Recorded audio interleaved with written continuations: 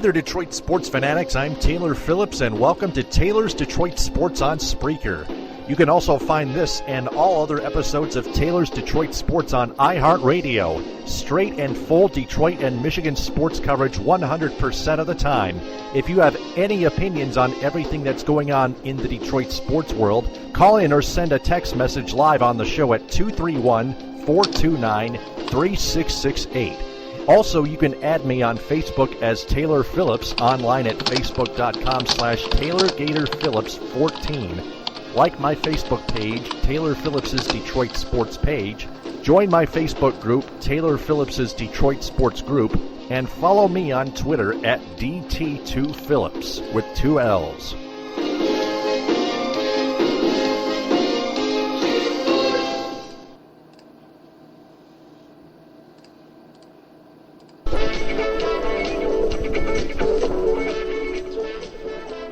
All Spreaker episodes are now additionally available on SoundCloud. This is episode 151. Welcome.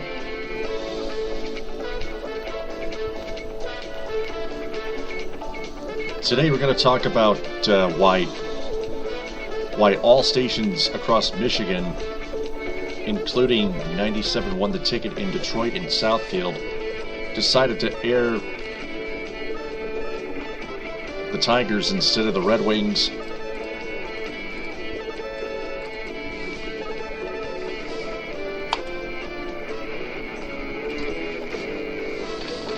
Plus, I'm going to talk a little Stanley Cup playoff action between the Red Wings and the Lightning and the Tigers, and how the Tigers' bats have done lately and how the Pistons have finished.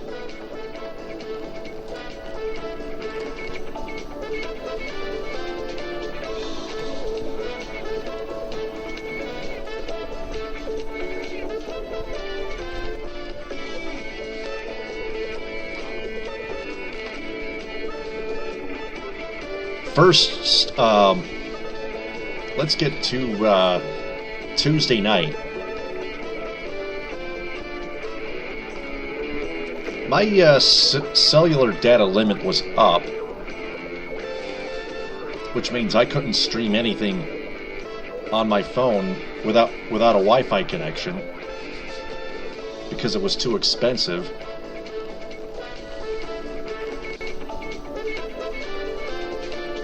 And I tried to get the Red Wings. I tried to get the Red Wings on an FM or AM dial in my car, but it seemed all stations were airing the Tigers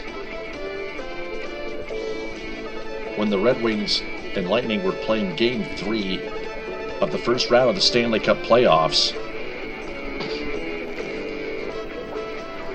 I then texted my WMHW Moorock Radio 91.5 sports director Jim Costa about the problem, and he said that the ticket has contracts which force them to air certain teams. The other stations are free to air the Red Wings if they want.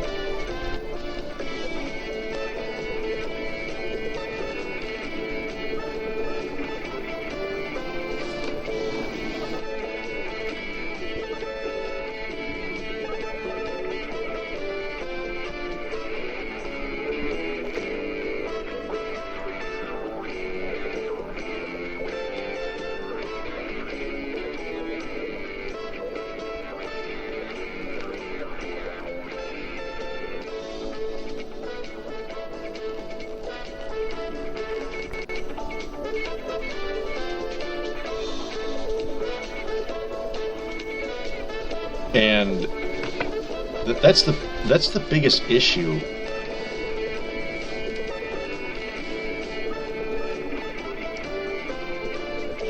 That's another one of the biggest issues that we have that I and Red Wings fans everywhere have with 97 Won the Ticket. It doesn't make the right decisions at times.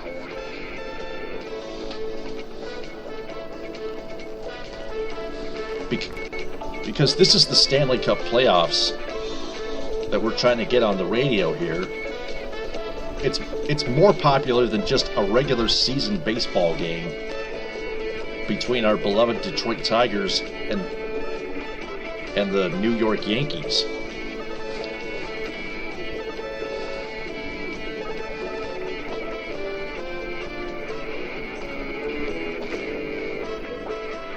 That's 97.1's own fault. If 97.1 is going to air just the Tigers and not the Red Wings anymore, then the Red Wings should no longer be on 97.1 The Ticket. But when both the Tigers and Red Wings are playing at the same time,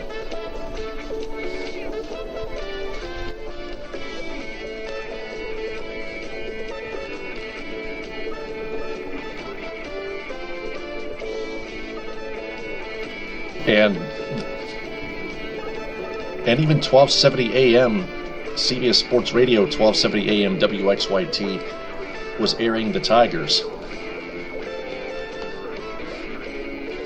And I tuned all other stations like 790 AM WSGW in Saginaw, and the Tigers were on.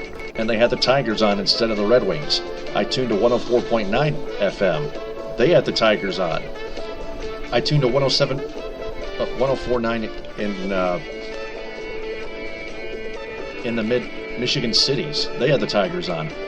I tried tuning into 107.3 FM WBBL in Grand Rapids. That had the Tigers on.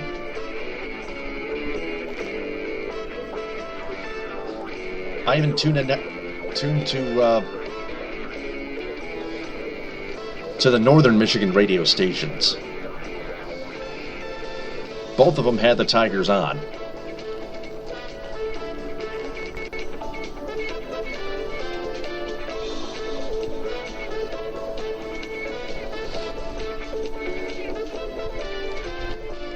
I guess what Jim Costa was trying to tell me that 97.1 has contracts which actually forces them and all other radio stations across the state to air the Tigers instead of Red Wings playoff hockey. The Red Wings playoff hockey game.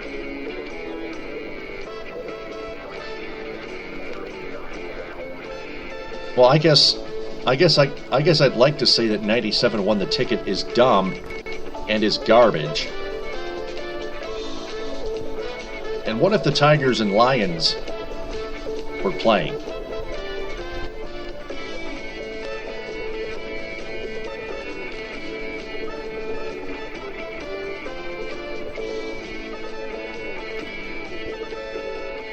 Think about that. If the Tigers and Lions were playing both a regular season game in September,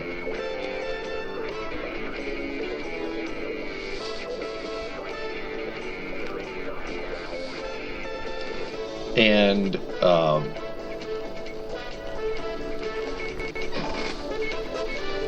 97.1 The Ticket still decides to air the Tigers instead of the Lions.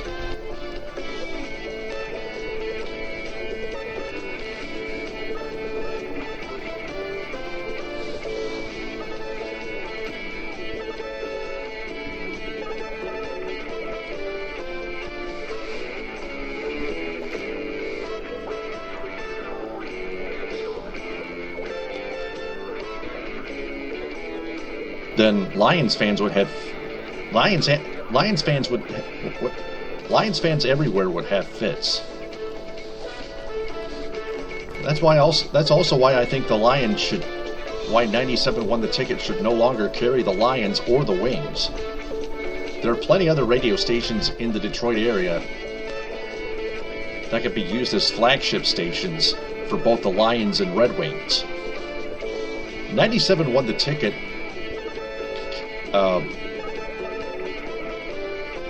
shouldn't even try to carry game day coverage of all of three teams at once, not even two.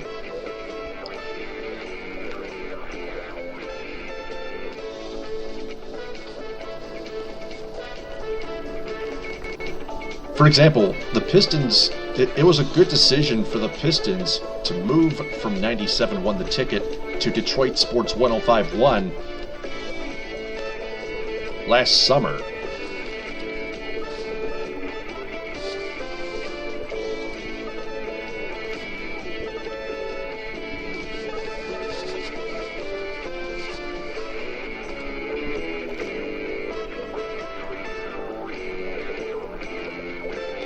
Because the Ticket had way too much on their hands. The Wings, the Pistons, and the Lions. That's like more than a big handful. That's a situation where no radio station in Detroit could handle. Like I said, there's plenty of radio stations in Detroit to choose from. There's 101.1 WRIF in Detroit. There's 94.7 WCSX, 96.3 FM, 98.7 FM.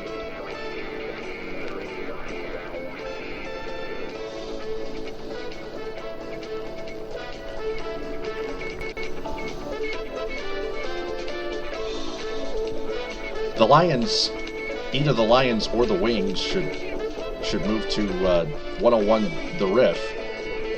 The Red Wings could move to back to WJR like they used to, but WJR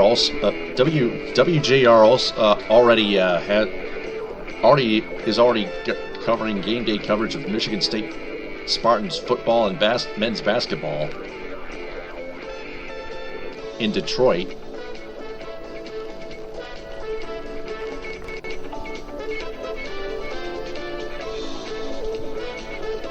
And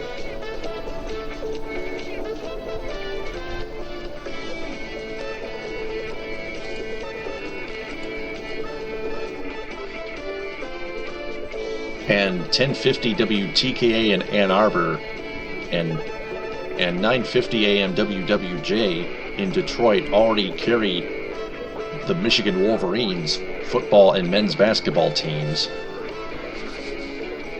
So they can't do that.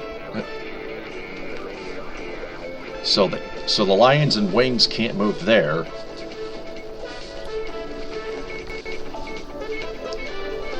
There's also 1130 WDFN in Detroit used to carry the Pistons in the past, but they moved to 97.1 The Ticket, and now they moved to Detroit Sports 105.1. WDFN is empty of any game day coverage of Detroit sports teams. They could use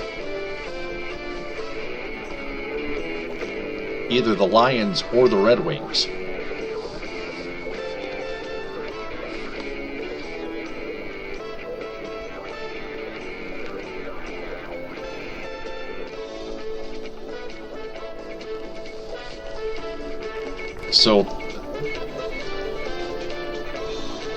So I mentioned 105.1. The Lions and Wings don't need to move there, and they can't.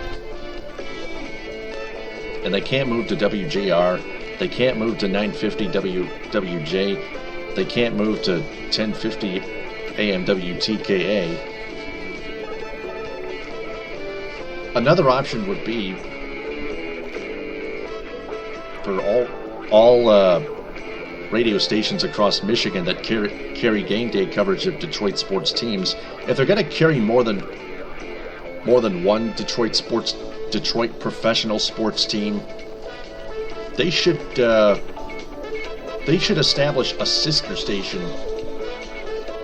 that can carry game day coverage of the other team.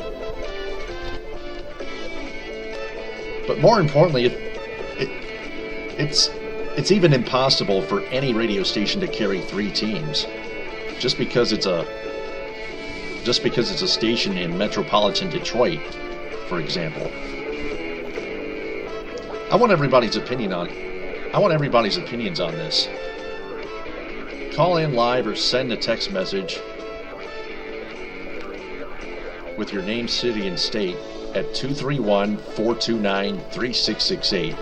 That is 231-429-3668.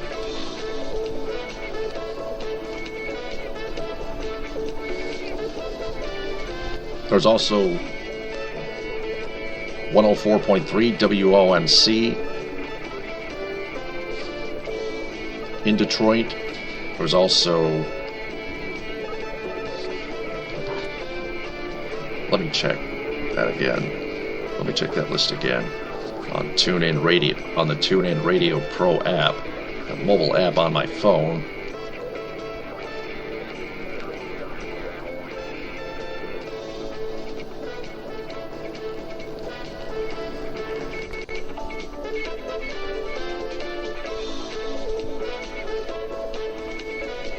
.95.5, channel 95.5.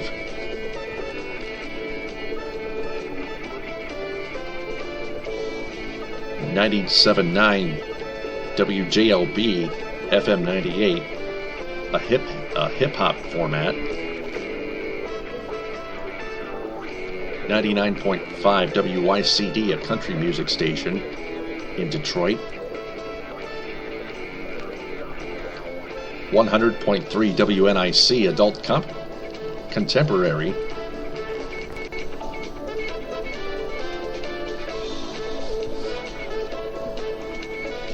102.9 W4 country is not big enough. We'll toss that out. 105.9 Kiss FM. 106.7 The D, classic rock station.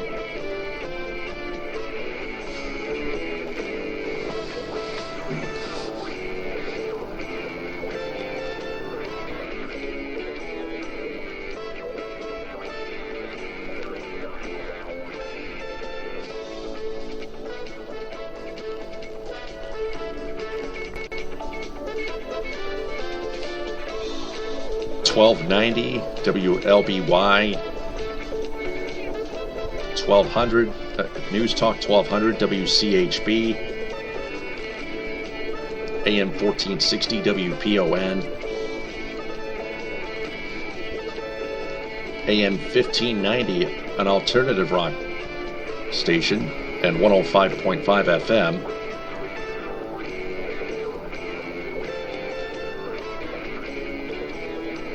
This podcast is also available on iHeartRadio and SoundCloud, by the way.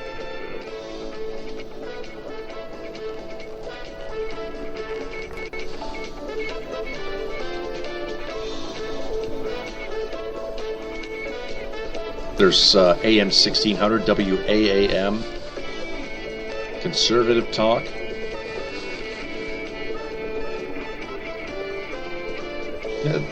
There's just plenty to choose from.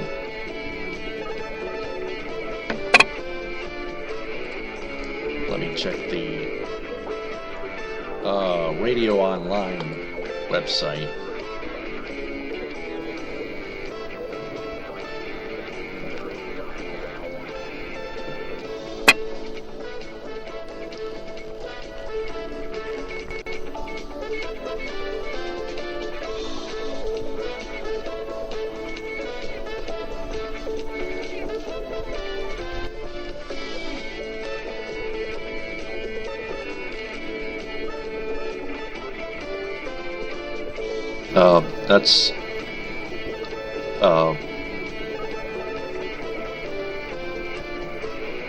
That's pretty much it.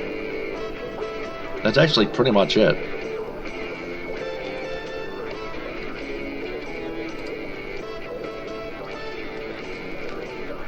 So again, this problem, issue, whichever, needs to be resolved soon. I don't know how long that contract that forces 97.1 to air just the Tigers lasts, but I can't wait for it to end soon. And I've had enough. Let's go to the next topic.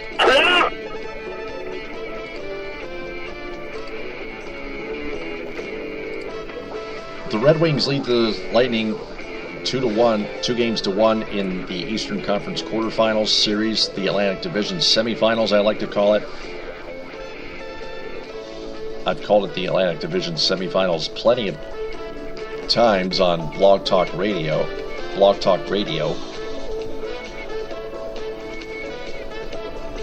You can check out my post-game podcast on Blog Talk Radio, Taylor's Detroit Sports Show post-game, and now changed to Taylor's Detroit Sports post-game.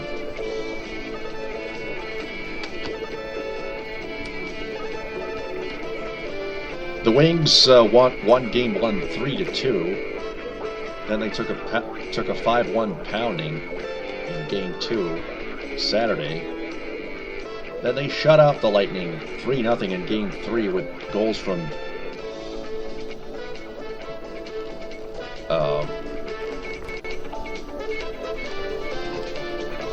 let me see here. Was it Datsuk or was it Tatar?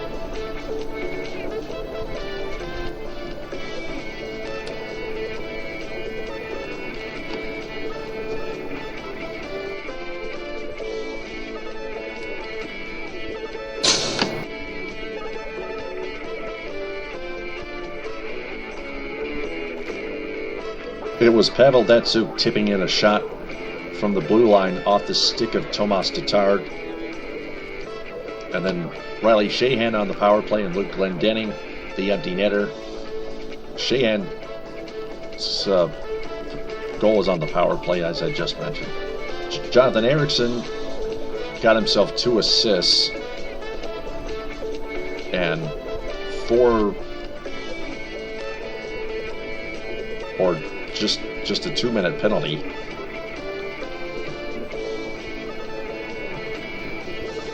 Let me break down a pro and a con for you. Their main pro is Peter Mrazek, their new number 1 goaltender for the rest of the season and for the playoffs, for the entire Stanley Cup playoffs. Mrazek had outplayed Jimmy Howard for almost the entire season.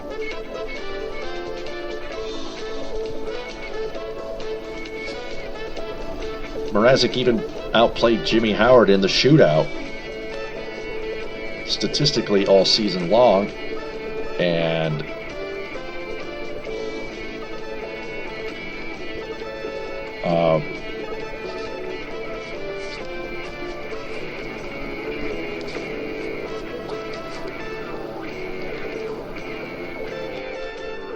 Mrazek posted a shutout against the Lightning in Game 3, proving why he's the number 1 goaltender. A con is the Red Wings can't stay out of the penalty box. They have committed 20 penalties.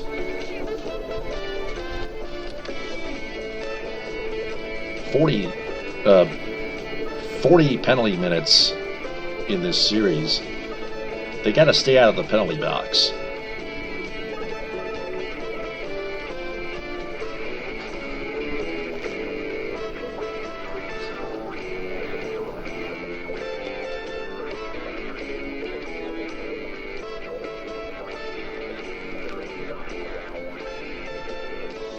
And because that gives the Lightning more and more chances to score goals, even with Peter Mrazek in net. They also, of course, they have Steven Stamkos and Andre Palat and Ryan Callahan.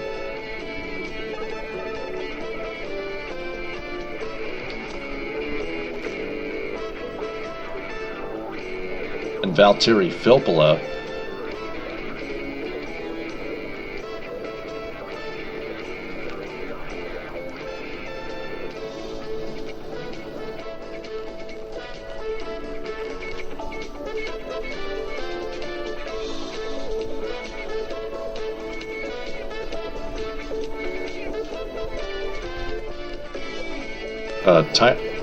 Got forward Tyler Johnson and Jonathan Drouin. The Lightning look to play better in Game 4 than they did in Game 3, so don't expect a shutout. Don't expect a second consecutive shutout performance by Peter Mrazek. The Lightning are pretty capable of scoring plenty of goals with their offense.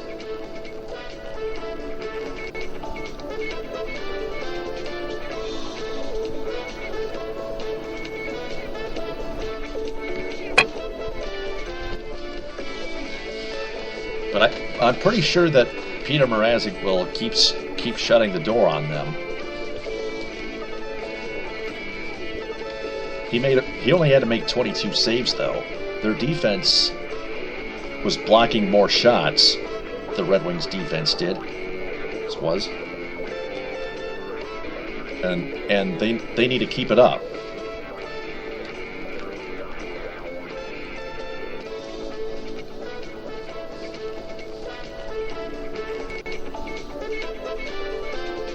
The Red Wings were able to put the Red Wings offense was able to put 2 past Ben Bishop in the third period and would add an empty netter by Luke Glendening.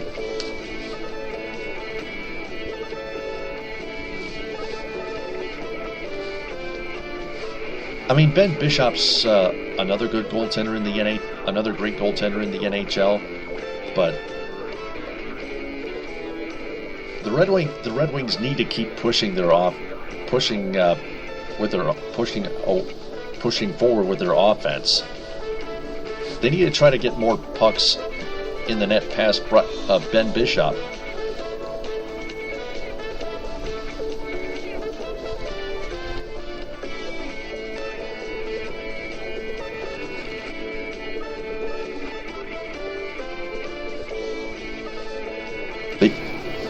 They also need to watch for the Lightning offense trying to get better. And those are a couple of the keys to winning Game 4 tonight.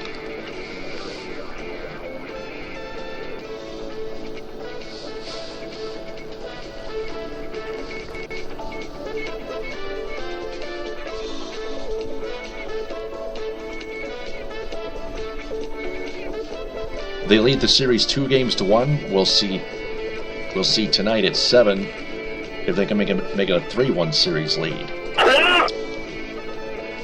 The Tigers' offense has gone to sleep lately.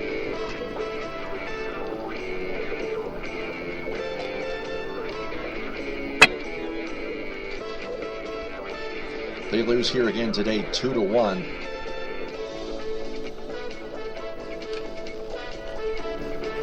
Since their 6-0 start, they've only scored 4, 6, 7, 9, 12, 14, 16, 20, 21 runs in 9 of their last 10 games, which excludes their 9-1 victory over the Chicago White Sox. And they lose their first series of the season to the New York Yankees 3-1 at Comerica Park.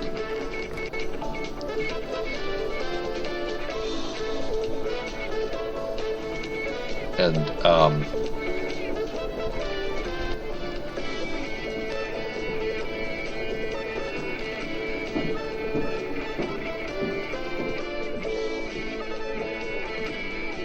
most people are using the excuse of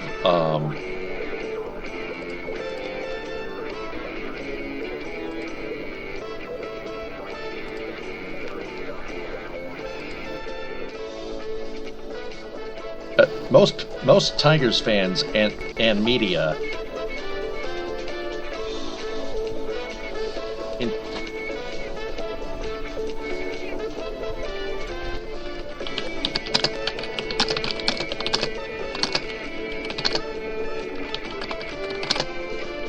second, I gotta write a message here.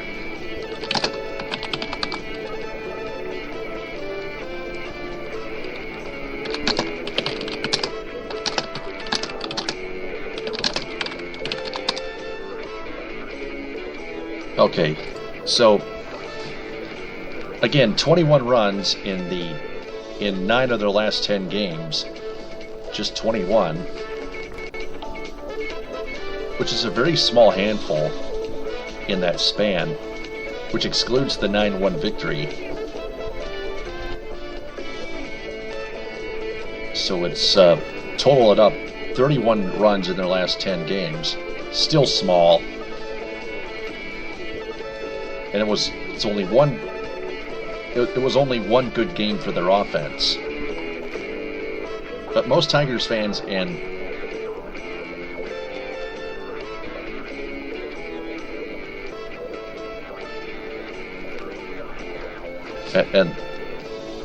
most Tigers fans recently have been using the excuse of cold temperatures in the during the games, which is they've been using those excuses as reasons to why the Tigers' bats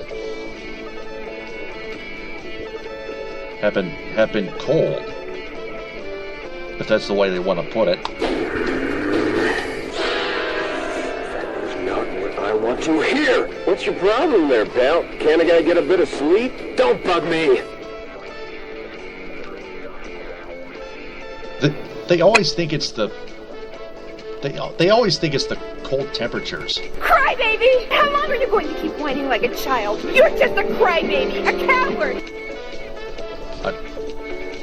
And I'm not too pleased about it. I don't care what anybody says.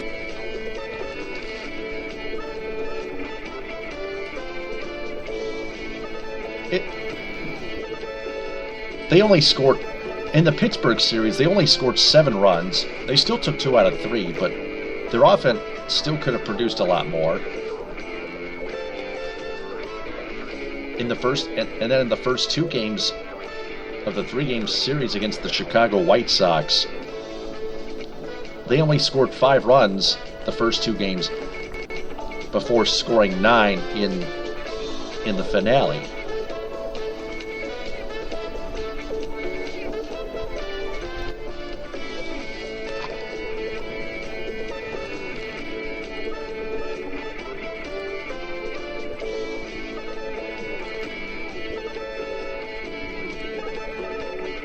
I mean, what kind of hitting is that?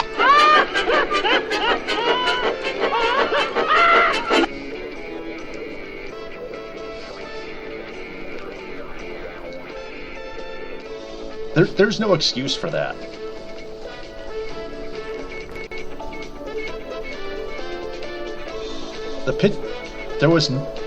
The temperature in the Pittsburgh series and the Chicago series was not too cold.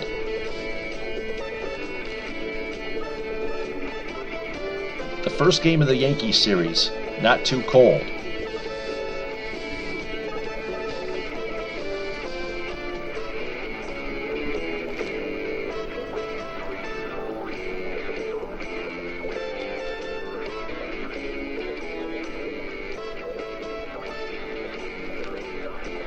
Second game of the series, not too cold.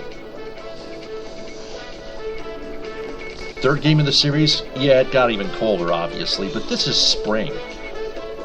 This is not winter time anymore.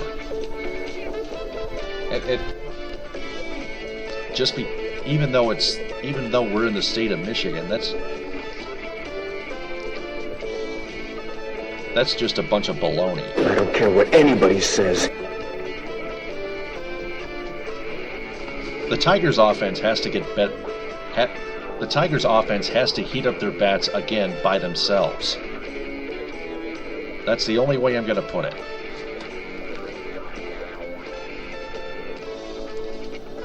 Lastly,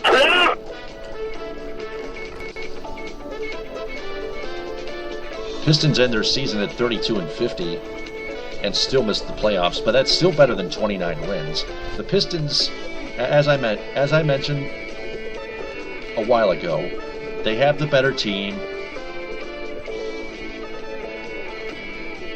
and they don't need a top lottery draft pick.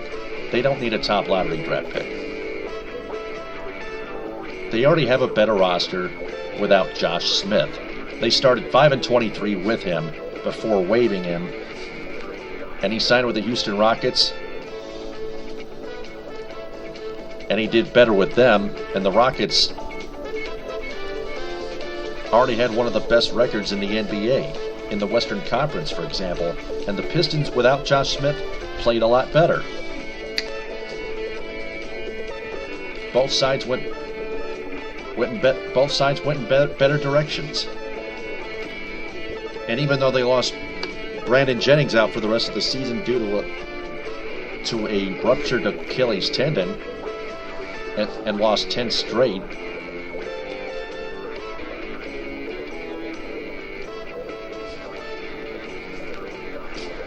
the Pistons still proved that they can win games with head coach Stan Van Gundy. Can win more games than they did with the past 5 or 6 head coaches in the other past 5 or 6 seasons since 2009. That's the point. Their only problem that they still need to fix is their defense, especially at the 3-point line. Because they just keep leaving opposing shooters wide open from behind the 3-point line, and most of those shots are going in. They can't just depend on one player, whether it's a top lottery draft pick or a veteran superstar or someone in between. It takes an entire team to play better defense. You see where I'm going at, guys?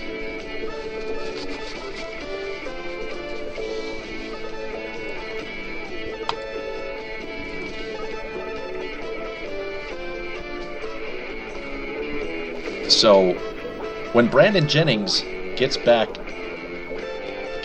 healthy by next season, which he will, then the Pistons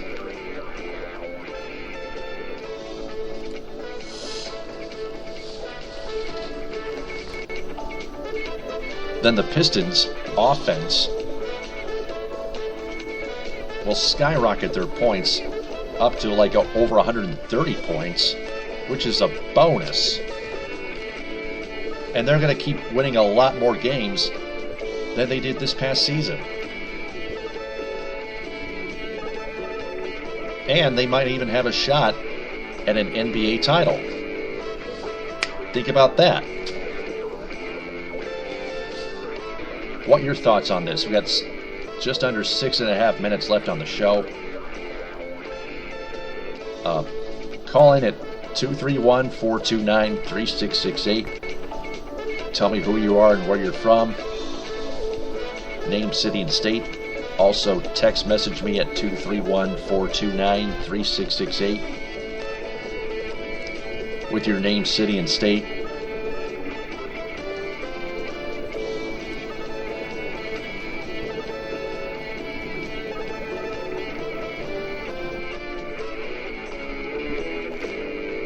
You can also comment on my episode.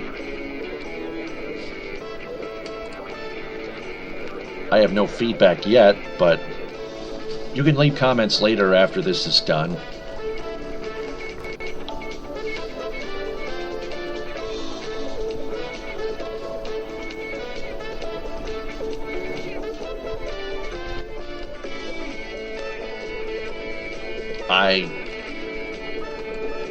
I don't see anybody commenting or asking any questions on this episode or on my phone, so... Well, that about wraps it up for now. Head out. Yeah, I'm going to head out. That's going to do it for Taylor's Detroit Sports episode 151 on Spreaker and on iHeartRadio and SoundCloud.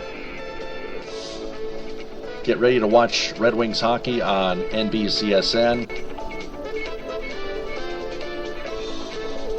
Or if you're a Red Wings slappy, you can watch it. You could just watch it on Fox Sports Detroit. One of the two. That's your choice. Don't worry, I won't bite. I'm just a little worried that Mickey Redmond can troll the NHL referees. That's what I'm getting sick of. Crybaby! How long are you going to keep whining like a child? You're just a crybaby, a coward! I want Chris Osgood to be the main color commentary beside Ken Daniels.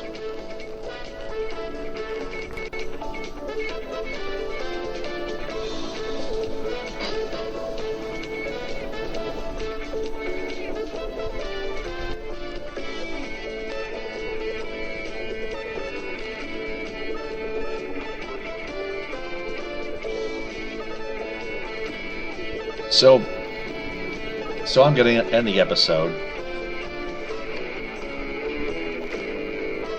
and I'm going to watch the NHL Live pregame show on NBCSN.